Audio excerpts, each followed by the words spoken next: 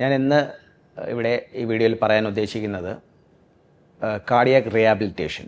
നമ്മൾ മറ്റെല്ലാ ശസ്ത്രക്രിയയ്ക്ക് ശേഷവും റിഹാബിലിറ്റേഷൻ ഉണ്ടെങ്കിലും, നമ്മളിപ്പോൾ മുട്ടുമാറ്റ് വയ്ക്കൽ ശസ്ത്രക്രിയ അങ്ങനെയുള്ള എല്ലാ ശസ്ത്രക്രിയകൾ കഴിഞ്ഞാലും റിഹാബിലിറ്റേഷൻ ഉണ്ടെങ്കിലും, അതുപോലെ പ്രചാരത്തിൽ വന്നുകൊണ്ടിരിക്കുന്ന ഒന്നാണ് കാർഡിയാക് റിഹാബിലിറ്റേഷൻ. വികസിത രാജ്യങ്ങൾ ഇതോടൊപ്പം തന്നെ വളരെയധികം പ്രചാരത്തിലുള്ളതാണെങ്കിലും നമ്മുടെ നാട്ടിൽ കാർഡിയാക് സർജറി കഴിഞ്ഞാൽ അനങ്ങരുത് എന്നുള്ളൊരു കൺസെപ്റ്റായിരുന്നു മുൻപ് കാലത്തുണ്ടായിരുന്നത്.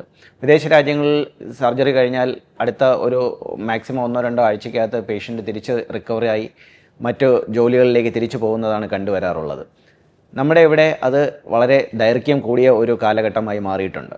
അപ്പോൾ അത്തരം രോഗികളെ പെട്ടെന്ന് എത്രയും വേഗം അവരെ തിരിച്ച് അവരുടെ ജീവിത രീതികളിലേക്ക് മടക്കി കൊണ്ടുവരിക എന്നുള്ളതാണ് കാർഡിയാക് റിഹാബിലിറ്റേഷൻ കൊണ്ട് നമ്മൾ ഉദ്ദേശിക്കുന്നത്. ഒരു 4 ഫേസുകളായി തിരിച്ചുകൊണ്ടാണ് നമ്മൾ കാർഡിയാക് റിഹാബിലിറ്റേഷൻ ഹോസ്പിറ്റലിൽ ചെയ്യുന്നത്.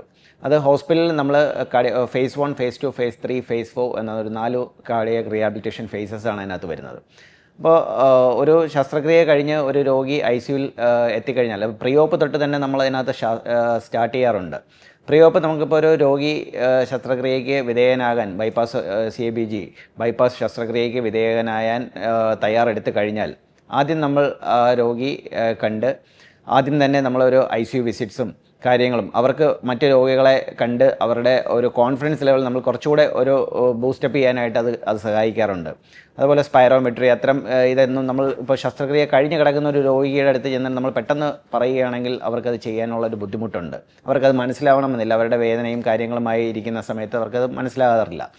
അപ്പം അത്തരം സാഹചര്യങ്ങളിലാണ് നമ്മൾ ഈ പ്രീ ഓപ്പ് തെറാപ്പി സ്റ്റാർട്ട് ചെയ്യുന്നത്. പ്രീ ഓപ്പ് സെഷൻ സ്റ്റാർട്ട് ചെയ്യുന്നത് കൊണ്ട് നമുക്ക് ICUവിൽ കൊണ്ടുപോയി ICUയുടെ ഇപ്പോൾ ആദ്യത്തെ ദിവസങ്ങളിലൊക്കെ ICUവിൽ ഒറ്റയ്ക്ക് കിടക്കുന്നവർക്ക് ഒരു ബുദ്ധിമുട്ട് വരാറുണ്ട്. ICUവിൽ ബന്ധുക്കളെ കാണാറില്ല. അവിടെ സിസ്റ്റേഴ്സ് മാത്രമേ കാണത്തുള്ളൂ, ഇല്ല ഡോക്ടേഴ്സോ ഫിസിയോതെറാപ്പിസ്റ്റോ ആയിരിക്കും അവരുടെ കൂടുതലും അവരുമായിട്ട് സഹകരിക്കുന്നത്. അപ്പോൾ അത്തരം ഒരു പേടിയും ഭയവും ഒക്കെ മാറ്റിയെടുക്കാൻ വേണ്ടിയിട്ടാണ് നമ്മൾ പ്രീ ഓപ്പ് സെഷൻസ് ആദ്യം തന്നെ കൊടുക്കുന്നത്. അത് കഴിഞ്ഞ് നമ്മൾ സ്പൈറോമീറ്ററും ഇതും എങ്ങനെയാണ് ചെയ്യേണ്ടതെന്നൊക്കെ പറഞ്ഞ് മനസ്സിലാക്കി കഴിഞ്ഞാൽ നമുക്ക് ശസ്ത്രക്രിയ കഴിഞ്ഞ് കിടക്കുന്ന സമയത്ത് നമുക്ക് രോഗിയെ കൊണ്ട് പെട്ടെന്ന് തന്നെ അത് ചെയ്യിപ്പിക്കാനും അവർക്ക് അതിൻ്റെ ബെനിഫിറ്റ് കൂടുതൽ കിട്ടാനും സാധ്യത കൂടുതലാണ്.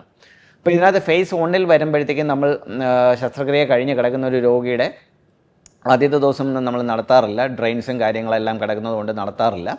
അത്തരം രോഗികളിൽ നമ്മൾ ആദ്യം കാലിൻ്റെ പാദം താഴോട്ടും മേളിലോട്ടും ചലിപ്പിക്കുന്ന ഏറ്റവും കൂടുതൽ സർക്കുലേഷന് ബെനിഫിറ്റ് ചെയ്യുന്ന ഒന്നാണത്.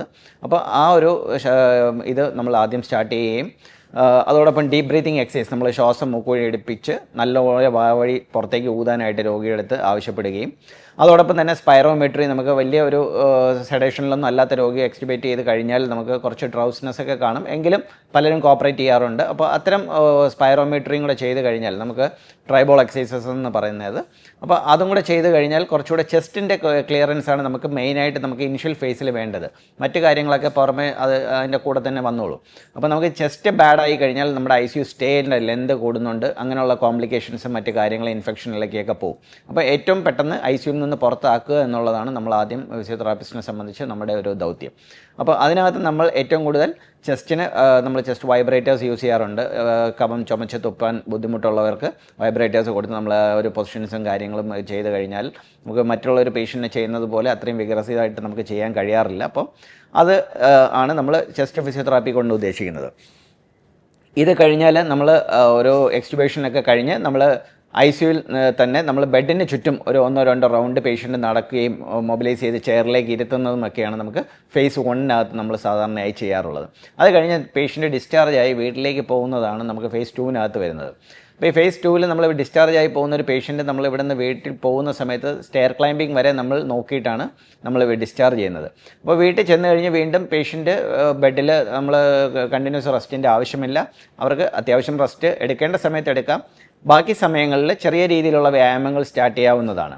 അപ്പോൾ ഇതിനകത്ത് നമുക്ക് അത്യാവശ്യം നമ്മൾ പോകുമ്പോൾ തന്നെ നെക്ക് മൂവ്മെൻറ്റ്സ്, ഷോൾഡർ മൂവ്മെൻറ്റ്സ് ഇതെല്ലാം CABG കഴിയുന്ന ഒരു പേഷ്യൻറ്റിന് സാധാരണ നമുക്ക് കോംപ്ലിക്കേഷനായി ഈ ചെസ്റ്റിൻ്റെ സ്റ്റേണത്തെ നമ്മൾ ഇവിടെ ഇങ്ങനെ കട്ട് ചെയ്താണ് നമ്മൾ ബൈപ്പാസ് ഇത് ചെയ്യുന്നത് സർജറി. അപ്പോൾ ആ സ്റ്റേണം ഹീൽ ചെയ്ത് കഴിയുമ്പോഴത്തേക്ക് കഴുത്തിൻ്റെ ഈ ഒരു മൂവ്മെൻറ്റ് നമുക്ക് ബാക്കിലേക്ക് എടുക്കാൻ പറ്റുന്ന മൂവ്മെൻറ്റ്സ് ചിലപ്പോൾ ഇവിടുത്തെ ഈ ഒരു റെസ്ട്രിക്ഷൻ കാരണം ഉണങ്ങിക്കഴിഞ്ഞാൽ നമുക്ക് പോകത്തില്ല. അപ്പോൾ അത്തരം കാര്യങ്ങളിൽ ഉള്ള ബുദ്ധിമുട്ടുകൾ മാറാൻ വേണ്ടിയിട്ടാണ് നമ്മൾ ആ ഒരു റെസ്ട്രിക്ഷൻ മാറാതിരിക്കാൻ വേണ്ടിയിട്ട് ചെയ്യുന്നത്.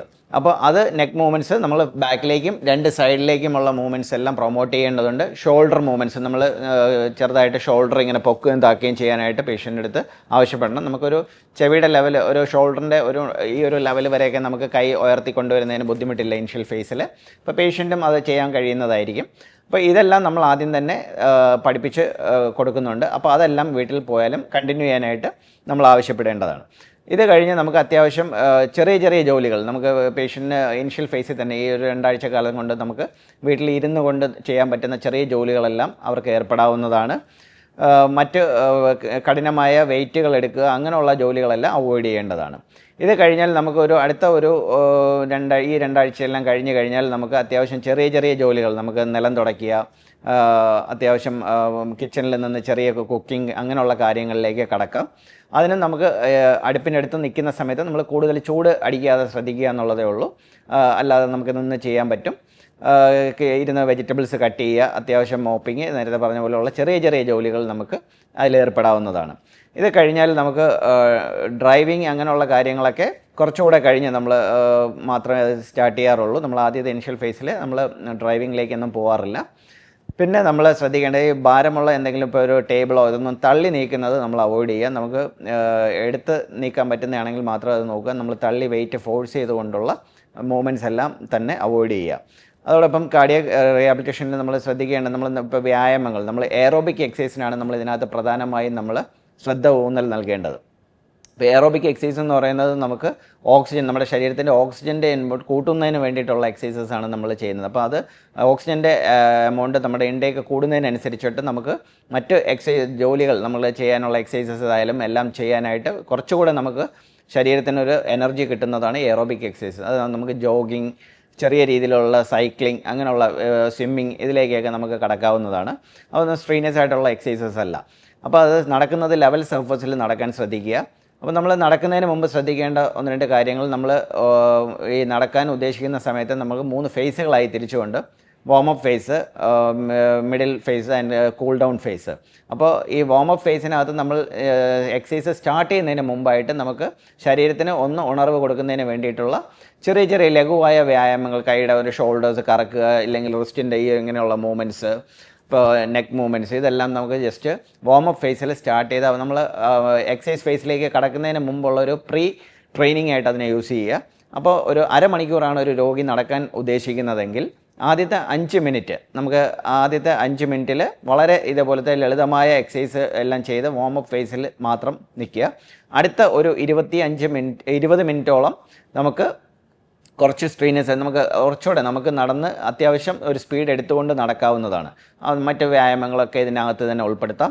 അവസാനത്തെ 5 മിനിറ്റിൽ നമ്മൾ തിരിച്ച് വീണ്ടും വളരെ റിലാക്സ് ആയിട്ട് നമ്മളൊന്നും ചെയ്യാതെ വളരെ കൂൾ ഡൗൺ, ആ ഒരു കൂൾ ഡൗൺ ഫേസ് എന്ന് പറയുന്നത് കുറച്ച് നമ്മുടെ ശവാസന ആ ഒരു പോസ്റ്റിലേക്ക് വേണമെങ്കിൽ യോഗയുടെ അതേപോലെ നമുക്ക് നിലത്ത് കിടക്കുകയോ അങ്ങനെ ഒരു റിലാക്സ്ഡ് പോസ്റ്ററിൽ നമ്മൾ മെയിൻറ്റെയിൻ ചെയ്ത് ബോഡി തിരിച്ച് പഴയ രീതിയിലേക്കുള്ള ഹാർട്ട് റേറ്റ്, നമ്മൾ എപ്പോഴും നടക്കുന്നതിന് മുമ്പും നടന്ന് കഴിയുമ്പോഴുള്ള ഹാർട്ട് റേറ്റ് ശ്രദ്ധിക്കുക എന്നുള്ളത് വളരെ ഇതാണ്. ഒരു ടാർഗറ്റ് ഹാർട്ട് റേറ്റ് സെറ്റ് ചെയ്തുകൊണ്ടായിരിക്കണം നമ്മൾ നടക്കേണ്ടത്. ഒരു 220 നമ്മുടെ ഏജ് ആണ് നമ്മളൊരു ടാർഗറ്റ് ഹാർട്ട് റേറ്റ് എന്ന് പറയുന്നത്. അപ്പോൾ അത് സെറ്റ് ചെയ്ത് കഴിഞ്ഞാൽ ആ ഒരു ഹാർട്ട് റേറ്റിനകത്ത് നിന്നുകൊണ്ടായിരിക്കണം നമ്മൾ നടക്കുന്നതും മറ്റു കാര്യങ്ങളും ചെയ്യേണ്ടത്. നമ്മൾ നടക്കുന്ന സമയത്ത് നമ്മുടെ കൂടെ ഒരാൾ നടക്കുകയാണെങ്കിൽ ആ വ്യക്തിയോടുകൂടി നമുക്ക് മിതമായ രീതിയിൽ, നമുക്ക് ഒച്ചത്തിലല്ല അല്ലെങ്കിൽ തീരെ ലോ ഇതിലും അല്ലാതെ ഒരു മിതമായ രീതിയിൽ നമുക്ക് സംസാരിച്ചു കൊണ്ട് നടക്കാൻ കഴിയുന്ന ആ ഒരു ഇതാണ് നമ്മുടെ ഹാർട്ട് റേറ്റ് എപ്പോഴും മെയിൻറ്റെയിൻ ചെയ്യേണ്ടത്. അതാണ് ഇതിനകത്ത് പ്രധാനമായും ശ്രദ്ധിക്കേണ്ടത്. അതോടൊപ്പം ഇത് കഴിഞ്ഞ് നമുക്ക് അടുത്ത റിവ്യൂവും കാര്യങ്ങളൊക്കെ കഴിയുമ്പോഴത്തേക്ക് ഞാൻ നേരത്തെ പറഞ്ഞ പോലെ ചെറിയ രീതിയിലുള്ള ഡ്രൈവിങ് കാര്യങ്ങളിലേക്കൊക്കെ നമുക്ക് കടക്കാൻ പറ്റും. പിന്നെ പ്രധാനമായും ശ്രദ്ധിക്കേണ്ടത് വീട്ടിലുള്ള സമയങ്ങളിൽ നമ്മൾ ഇടയ്ക്കിടയ്ക്ക് ഹാർട്ട് റേറ്റ്സ് മോണിറ്റർ ചെയ്യേണ്ടതുണ്ട്. അതോടൊപ്പം നമുക്ക് എന്തെങ്കിലും ബുദ്ധിമുട്ടുകൾ, ചെസ്റ്റ് ഡിസ്കംഫർട്ടോ കാര്യങ്ങളോ വരുന്നുണ്ടെങ്കിൽ ഉടൻ തന്നെ രോഗി ആ എക്സസൈസ് നമ്മൾ ചെയ്യാൻ പറഞ്ഞിട്ടുള്ള എക്സസൈസ് സ്റ്റോപ്പ് ചെയ്ത് എത്രയും പെട്ടെന്ന് കാർഡിയോളജിസ്റ്റിനെ കണ്ട് അതിന് വേണ്ട നടപടികൾ എടുക്കേണ്ടതാണ്. അതോടൊപ്പം നമ്മൾ ഇൻഫെക്ഷൻസ് അങ്ങനെയുള്ള എന്തെങ്കിലും കാര്യങ്ങൾ ഉണ്ടാവാനുള്ള സാധ്യതയുണ്ടെങ്കിൽ അതും ശ്രദ്ധിക്കേണ്ടതാണ്. എപ്പോഴും ലൂസായിട്ടുള്ള ക്ലോത്ത്സ് യൂസ് ചെയ്യാൻ ശ്രദ്ധിക്കുക. നമ്മൾ വളരെ ടൈറ്റായിട്ടുള്ള ക്ലോത്ത്സ് യൂസ് ചെയ്യുന്നത് നമുക്ക് ബുദ്ധിമുട്ടുണ്ടാക്കാറുണ്ട്. നടക്കുന്ന നേരത്തെ പറഞ്ഞപ്പോൾ അതിനകത്ത് ചപ്പൽസ് നമ്മൾ നോർമലായിട്ട് നമുക്ക് കംഫർട്ടായിട്ടുള്ള ഒരു ഷൂസോ അങ്ങനെയുള്ള എന്തെങ്കിലും ഒരു ചപ്പലായിരിക്കണം നമ്മളതിന് യൂസ് ചെയ്യേണ്ടത്. വളരെ ബുദ്ധിമുട്ട് ഹൈ ഹീൽസ് അങ്ങനെയുള്ള ചെരുപ്പുകൾ അത് നടക്കുന്ന സമയത്ത് അവോയ്ഡ് ചെയ്യുക. വാക്കിംഗ് ഷൂസ് കിട്ടുമെങ്കിൽ ഏറ്റവും നല്ലത് അത് തന്നെ ഉപയോഗിക്കാൻ നോക്കുക.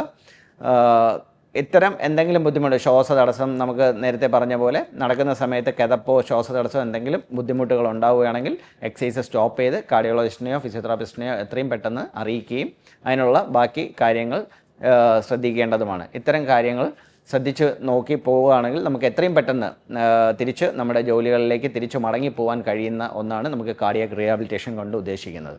നന്ദി, നമസ്കാരം.